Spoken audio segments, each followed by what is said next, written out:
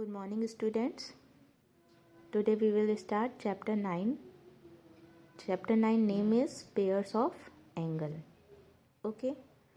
तो सबसे पहले इसमें हम क्वेश्चन करने से पहले कुछ हमको डेफिनेशंस समझनी पड़ेंगी. ठीक है, तो मैं उन डेफिनेशंस को एक्सप्लेन कर रही हूँ और बुक में ही मैंने टिक करके रखा है. तो सबसे पहले आप जब चैप्टर स्टार्ट करोगे तो आपको क्या है, इन डेफिनेशंस को राइट डाउन करना है. ठीक है, और मैंने आपको स्कूल में बताया भी था कि ये चैप्टर आपको ज्योमेट्रिकल कॉपी में करना है. ठीक है, तो फर्स्टली सबसे पहले टाइप्स ऑफ एंगल्स. ठीक है, आप एंगल्स के टाइप्स आपने 6th क्लास में भी पढ़े थे. ठीक है, तो एक बार रिकॉल करते हैं. एंगल जो हैं वो कितने टाइप के होते हैं? 5 टाइप के एंगल्स होते हैं. ठीक है, पहला होता है एक्यूट एंगल. ऐसे एंगल जो कि 90 से लेस देन होते हैं. ठीक है, 90 डिग्री से कम जितने भी होते हैं, मतलब 0 डिग्री से लेके 89 डिग्री तक के सारे एंगल्स एक्यूट एंगल होंगे. ठीक है, तो एक्यूट एंगल क्या होते हैं? जो कि लेस देन हो किससे? 90 से. ठीक, फिर ऑब्ट्यूस एंगल क्या होते हैं? जो 90 डिग्री से क्या होते हैं? बड़े होते हैं, लेकिन 180 से छोटे होते हैं. मतलब 90 और 180 के बीच वाले सारे एंगल्स को क्या बोला जाता है? Obtuse angle. ठीक है, राइट एंगल क्या होता है? जो एग्जैक्ट 90 का हो, एग्जैक्टली 90 डिग्री का हो.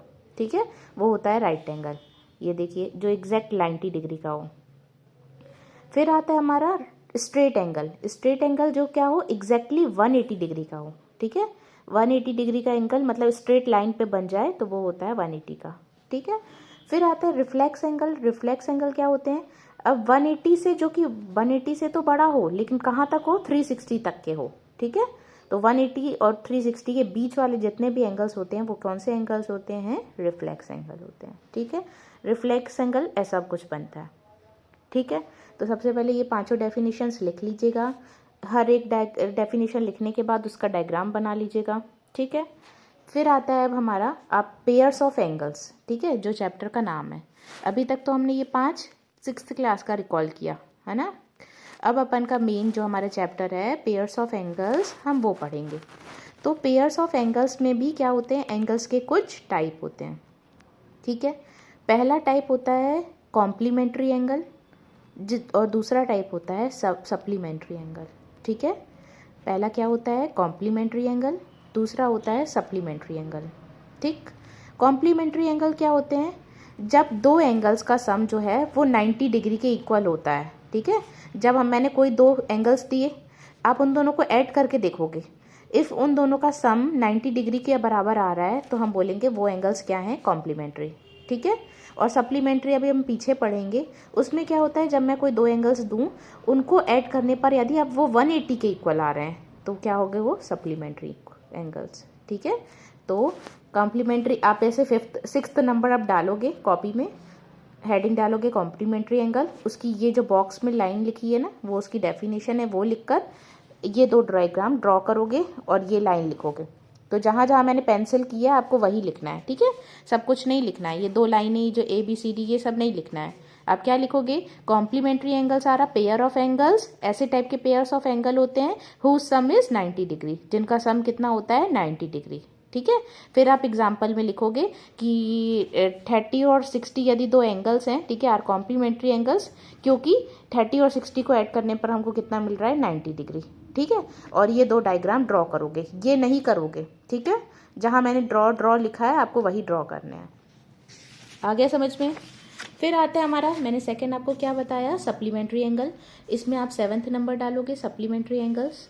उसमें लिखोगे supplementary angles are a pair of angle whose sum is 180 degree. ठीक है, ऐसे दो टाइप के एंगल जिनका सम जो है वो 180 होता है, वो होते हैं सप्लीमेंट्री. फिर आप इधर एग्जांपल में लिखोगे कि angles whose sum is 60 and 120 are supplementary. ये सप्लीमेंट्री एंगल होंगे. क्यों होंगे?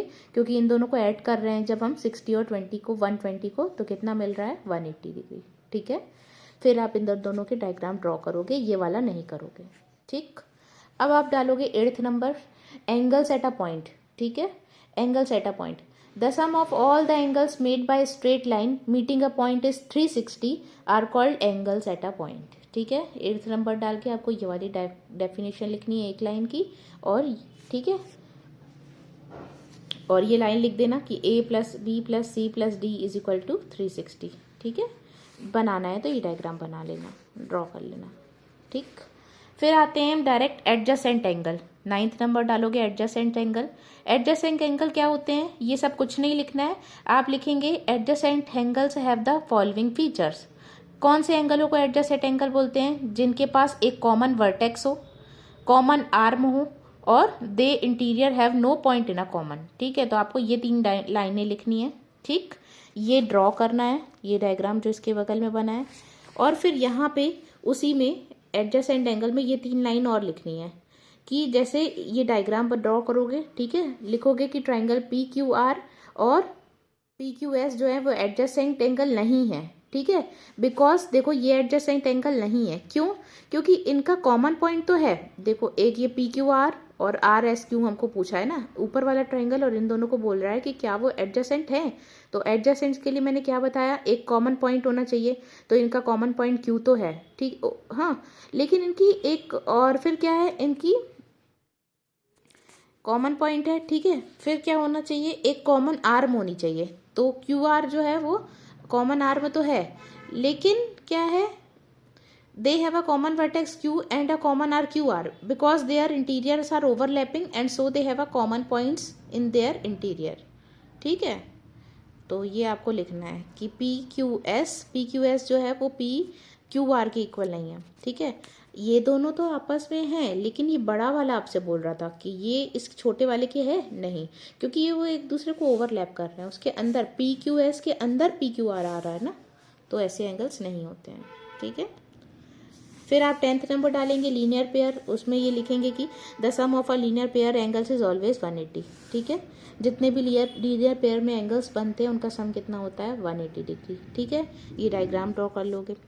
फिर आता है अपन का 11th adjacent angles on a line पे एडजेसेंट एंगल कौन से होते हैं, तो आप लिखोगे the sum of the adjacent angle on the one side is line is 180 degree, और ये ड्रॉ करोगे। ठीक है, इतना करने के बाद और फिर लास्ट एक 12th वाली डेफिनेशन है वर्टिकल अपोजिट एंगल।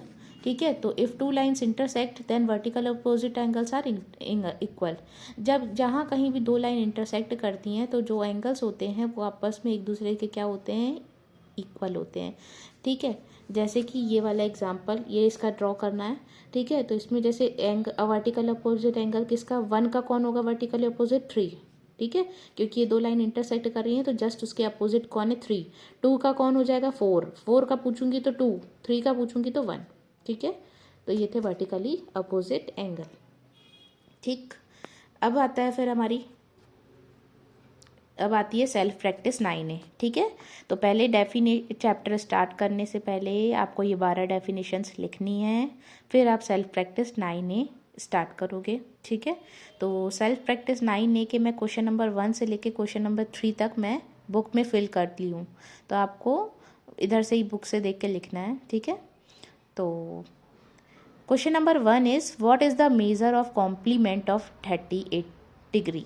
ठीक है, आपको 38 डिग्री का कॉम्प्लीमेंट्री एंगल बताना है।